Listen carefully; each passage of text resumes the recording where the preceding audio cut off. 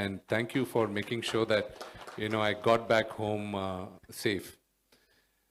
So the relationship with Mr. Kamalnath goes way back, and the first phone call I got from Mr. Kamalnath is that Vishnu, someone is representing the Movie Artists Association.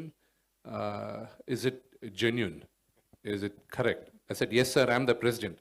And we are reaching out to thing. And I would, he said, well, if you're there, then we definitely consider looking at it and doing it. Let me talk to the concerned people.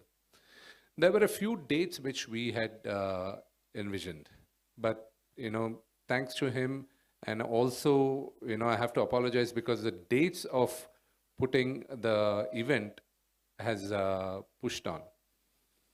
Right now, we are aiming at having it in July. We want to have the event in July. The dates are need to be, I need to talk to the seniors in the industry, and I need to take their blessings, and I need to take the support for them to come and attend the event. There are 2 dates available in July, which the stadium, which the government is willing to come and support us, is available on these 2 dates. So after talking to all the stakeholders of the Telugu film industry, especially the actors, we will be announcing the date very soon. So ఆ 2 డేట్స్లో ఏది best అనేది పెద్దవాళ్ళందరినీ కనుక్కొని వాళ్ళతో చర్చించి మేము ఆ date త్వరలో announce చేస్తాం. తెలుగు సినిమా మ్యాన్ ఇప్పుడున్న this is probably the golden era. This is a fantastic time. And ఈ టైంలో మేమందరం ఇక్కడ తెలుగు నటీనటులుగా ఉండేది చాలా గర్విస్తున్నా. ఒకసారి రాఘవేంద్రరావు గారు మా నాన్నగారు మాట్లాడేటప్పుడు వాళ్ళు ఏదో సందర్భంగా వచ్చి మమ్మల్ని అందరినీ భయంకరంగా తిట్టాడు. నేను రెగ్యులర్గా దొరుకుతుంటా కదా.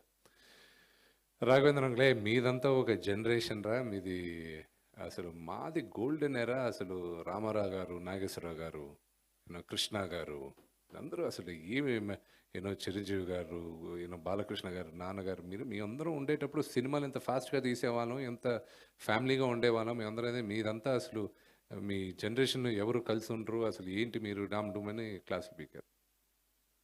నేను ఆ తరంలో పుట్టినవాడిని. నేను అంటే చిన్నప్పటి నుంచి ఆ తరం అంతా చూసుకొని ఇప్పుడు ఈ తరంలో నేను నటుడుగా నేను ఇక్కడ ఉన్నా. నో డౌట్ వాళ్ళందరూ లెజెండ్స్. అప్పుడు ఇంత మీడియా కూడా లేదు, సోషల్ మీడియా. ఇక్కడున్న వాళ్ళ గురించి అక్కడ తెలియడానికి ఎస్వి రంగారావు గారు మహానటుడు, రేలంగి గారు వాట్ అ గ్రేట్ యాక్టర్. 1932లో first Telugu silent film Raja Harishchandra release అయింది, హెచ్ఎం రెడ్డి గారిది. అప్పటి నుంచి ఇప్పుడు దాకా ఎంతమంది నటీనటులు గుర్తున్నారు, ఎంతమంది దర్శకులు గుర్తున్నారు, ఎంతమంది ప్రొడ్యూసర్స్ గుర్తున్నారు.